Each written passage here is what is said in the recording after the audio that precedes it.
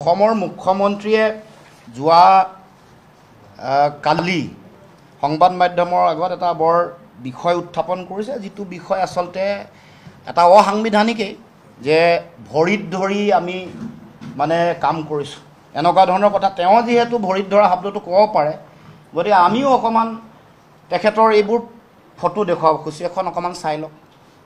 মুখ্যমন্ত্ৰীক মনত পেলাই দিব খুজিছোঁ। এইখন আৰু আছে দুই এখন, এইখন চাওক, এইখন আপোনালোকে বেছি ভাল পাব মই ভাবোঁ। এইখন যিহেতু তেখেতে কৈছে, নহ'লে আমি সেইটো পৰ্যায়লৈ যোৱা মানুহ আমি নহয়। যিহেতু তেখেতে উত্থাপন কৰিছে বিষয়টো, তেখেতৰ মুখত এনেকুৱা অসাংবিধানিক কথা বতৰা আজিকালি আহিয়ে থাকে প্ৰায়। এইখন এখন আৰু এইখন। গতিকে এতিয়া প্ৰথম কথাটো হ'ল যে ভৰিত ধৰাৰ যিটো কথা, প্ৰথমে ভৰিত ধৰি পিছত সুবিধা পালে পিছফালৰ পৰা চুৰি মৰাৰ যিটো প্ৰৱণতা, সেইটো অসমৰ মুখ্যমন্ত্ৰীৰ সহজাত প্ৰৱণতা। এইটো মজ্জাগত, এইটো তেওঁৰ মানে জিনত সোমাই গৈছে।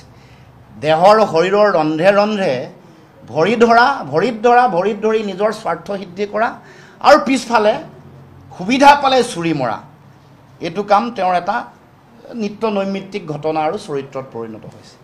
আজি তেওঁ যিটো অৱস্থাত আছে তেওঁক কৈ দিওঁ, তেওঁ এটা সময়ত কংগ্ৰেছ দলৰ নেতা ছোনিয়া গান্ধী বা ৰাহুল গান্ধী ডাঙৰীয়াক কৈছিল, কৃষ্ণৰ লগত তুলনা কৰিছিল। ক'ব নাপায় এইবোৰ কথা। কৈছিলে যে কৃষ্ণৰ চাৰিওফালে যেনেকৈ গোপীসকলে নাচি থাকে, মানে যিটো প্ৰেম, মানে প্ৰেমৰ ঊৰ্ধলৈ গৈ যিটো আত্মা আৰু পৰমাত্মাৰ মিলন বুলি কয়, এইটো কোনো বৈষয়িক কামনা বাসনা নাই। তেনেকৈ কংগ্ৰেছতো ৰাহুল গান্ধীৰ চাৰিওফালে তেওঁলোকে তেনেকৈ ঘূৰি ঘূৰি থাকে আৰু তেওঁলোকৰ প্ৰতি অগাধ প্ৰেম আৰু ভক্তি আছে। মই মনত পেলাই দিছোঁ তেওঁ কোৱা কথা, কোট আনকোট। গতিকে তেনেকৈ কংগ্ৰেছৰ মানে ৰাহুল গান্ধীৰ চাৰিওফালে তেওঁলোকৰ নেতাসকলে তেনেকৈ থাকে বুলি তেওঁ কৈছিল, আৰু তেওঁ তেনেকৈয়ে আছিল। আৰু তেনেকৈয়ে ছোনিয়া গান্ধী, ৰাহুল গান্ধী, তৰুণ গগৈ, তাৰ আগত হিতেশ্বৰ শইকীয়া, এইসকলৰ ভৰিত ধৰিয়ে আজি তেওঁ এই অৱস্থাত আহি পাইছেহি। তাৰ পাছত অমিত শ্বাহ ডাঙৰীয়া, নৰেন্দ্ৰ মোদী ডাঙৰীয়া,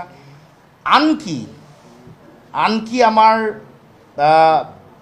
সভাপতি মনীষ ছুব্বাৰ কথাও কৈছে। মনীষ ছুব্বাৰো বহুত ভৰি ধৰিলে। তাৰপিছতে বিজেপিৰ সভাপতি সিদ্ধাৰ্থ ভট্টাচাৰ্য ডাঙৰীয়া, ৰাম মাধৱ ডাঙৰীয়া, সকলোৰে ভৰিত ধৰি আজি গৈ ইয়াত পাইছে।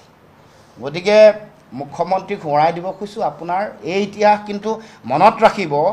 আপুনি যোৱাকালি কৈছে মোৰ ছবিখন আপোনাৰ চাবলৈ ভাল নালাগে। মই কৈছোঁ শুনক, আপোনাৰ মোৰ ছবি চাবলৈ এনেও ভাল নালাগিব, কাৰণ আপুনি ভৰিত ধৰিয়েই গোটেই জীৱন পৰিক্ৰমা ৰাজনীতি কৰিছে। মেৰুদণ্ড পোনাই থকা মানুহৰ ছবি দেখিলে আপোনাৰ এনেও লাজো লাগে, দুখো লাগে।